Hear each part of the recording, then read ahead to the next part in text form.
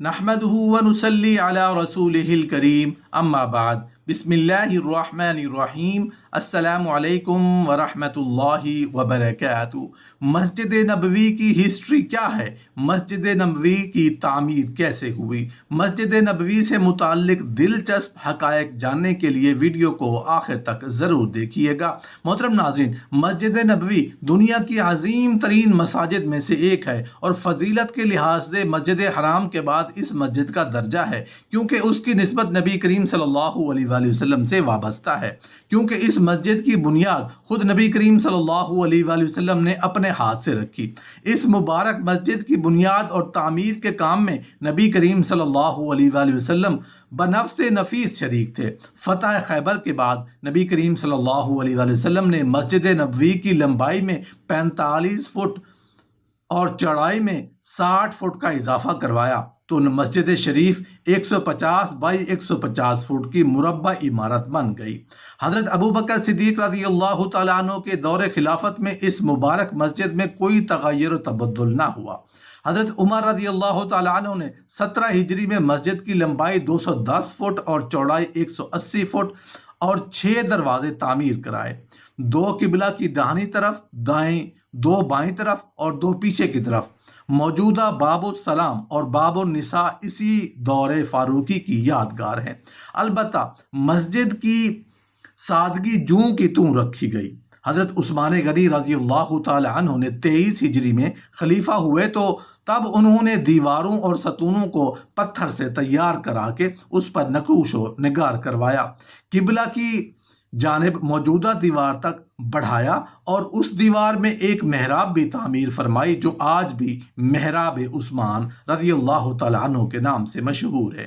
یہ تعمیر 29 ہجری میں شروع ہوئی اور 30 ہجری میں اختتام کو پہنچی۔ اس کے بعد بنی امیہ کے دور خلافت حضرت عمر بن عبدالعزیز نے 88 ہجری میں ولید بن عبد الملک کے دور میں مسجد کی وسعت اور خوشنمائی میں اضافہ کیا۔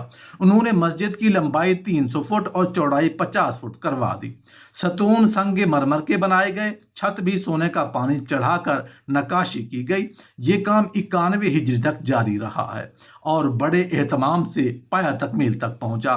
اس کے بعد خلفاء جاسیہ نے بھی اس مسجد کی وسعت میں کچھ حصہ لیا اور مسجد کا صحن بہت وسیع کروا دیا۔ اس کے بعد تقریباً 700 سال تک مسجد اسی حالت میں قائم رہی۔ مہدی عباسیہ نے یہ توسیع 161 ہجری میں کی۔ 278 ہجری میں کلاون صالحی نے تانبے کی جالیوں کے ساتھ قبہ خضرا بنوا دیا جو خطیرہ شریف کے اوپر مسجد کی چھت سے بلند ہے اور اب تک اسی طرح موجود ہے۔ اس کے بعد سلطان سلیمانی رومی نے 10ویں صدی کے وسط میں روضہ متبرکہ میں سنگ مرمر کا فرش لگایا جو تاحال موجود ہے اور کچھ اور اضافہ بھی کیا۔ محترم ناظرین، حجرہ شریف میں سرنگ لگانے کا واقعہ 557 ہجری میں ہوا۔ یہ لوگ عیسائی تھے جو جسم مبارک کو سرنگ کے ذریعہ سے نقب لگا کر لے جانا چاہتے تھے جو کہ نصارہ کی حرکت تھی۔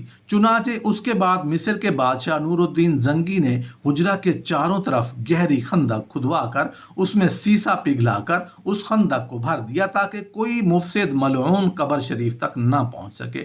پھر سلطان عبدالعزیز سعود مرحوم نے 1368 ہجری میں مسجد نبوی کو دگنی توسیع دینے کا حکم دیا۔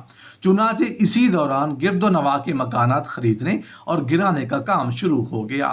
1372 ہجری میں سلطان سعود بن عبدالعزیز نے مدینہ منورہ تشریف لا کر اس کام کی بسم اللہ کی اور نبی کریم صلی اللہ علیہ وسلم کے روضہ پر حاضری دی۔ توسیع مسجد کی اس اسکیم میں ایک خاص بات یاد رکھنے والی ہے کہ اصل مسجد اور اس کے مقدس مقامات یعنی روضہ اقدس، گنبد خضرا، حجرہ مبارک، مقصودہ شریف، اصحاب صفہ کا چبوترا وغیرہ تاریخی چیزوں کو اصل حالت میں رہنے دیا گیا ہے۔ اس میں ذرہ بھی تغیر و تبدل نہیں کیا گیا۔ اس کے چاروں طرف باہر ایک نئی مسجد کی عمارت بنا دی گئی۔ اس طرح سلاطین عثمانیہ کی شاندار توسیع کو قائم رکھتے ہوئے سعودی حکومت نے اپنے استطاعت کے مطابق دلکش اضافہ کیا۔ محترم ناظرین، ابتدا میں قبلہ کی سمت بیت المقدس یعنی شمال کی طرف تھی، لہٰذا اس شمالی دیوار کو چھوڑ کر بقیہ مسجد کے تینوں طرف دیواروں میں 3 دروازے نکالے گئے۔ 17 مہینے تک بیت المقدس کی طرف نمازیں پڑھنے کے بعد ہجرت کے دوسرے سال میں بیت اللہ شریف کو قبلہ بنانے کا حکم الہی نازل ہوا۔ تب جنوبی دیوار کو بند کر کے شمال کی طرف ایک دروازہ کھول دیا گیا جو آج کل باب مجیدی کے نام سے موسوم ہے۔